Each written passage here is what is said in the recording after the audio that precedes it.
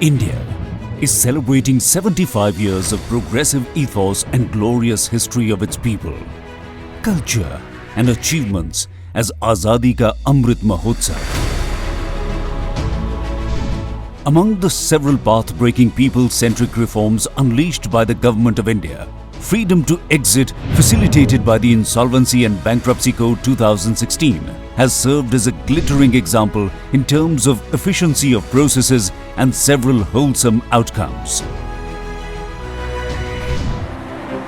Enacted on 20, the objective of the code is time-bound insolvency resolution of corporates, partnership firms and individuals to maximize the value of assets, to promote entrepreneurship, increase the availability of credit and balance the interests of all the stakeholders. Timeliness is one thing about which all of us have spoken. Transparency, professional dealing are all wonderfully laid and embedded into the code, making it one of the very sought after. The code has adopted a multi-pronged strategy for insolvency resolution of corporate persons. IBC is a dynamic law which has undergone a number of amendments to meet the emerging realities. In the case of resolution also, they may take some haircut. So what will happen? The creditors will take a haircut, the banks will take a haircut, the unsecured creditors will take a haircut, the workmen will take a haircut, and the man who created the insolvency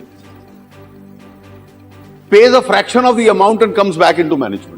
Should we allow that to continue?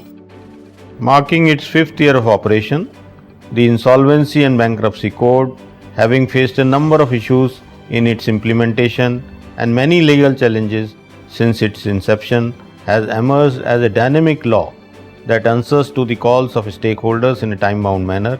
It has helped to protect creditors' rights, increase the flow of credit, and created a lucrative market for distressed assets in the economy. Today, the code is facilitated by a thriving ecosystem comprising of strong institutions and competent professionals. As the last 5 years testify, the IBC has been able to yield outcomes in line with its objectives. With the enactment of the IBC code, the creditor-debtor relationship has been realigned. The creditors have now taken their rightful place in the scheme of things with regard to availability of credit. The code provides for reorganization in 2 ways. First, by rescue of the company through a resolution plan, failing which by closure of the company through liquidation. It enables the market to make the choice. The outcomes speak for themselves. The code has been hailed as one of the most important economic legislations in recent times, having reformed the much needed exit mechanism for corporates to start with and having addressed an important aspect of ease of doing business in the country. The Insolvency and Bankruptcy Code has emerged as the cornerstone of our policy toolkit in resolution of stressed assets. The experience of IBC in the last 5 years has shown that it has been superior to all other frameworks in terms of recovery of loans, in terms of preservation of value of assets, in terms of creating credit culture, and also in terms of protecting jobs. The Insolvency and Bankruptcy Code is one of India's most significant recent business reforms. It has made it easier to do business and therefore improved foreign investor confidence in the country. The code has immensely facilitated recovery of non-performing assets by banks. In a short span of 5 years, the Insolvency and Bankruptcy Code has revolutionized insolvency resolution process. It has established supremacy of markets and the rule of law in insolvency resolution and professionalized resolution services.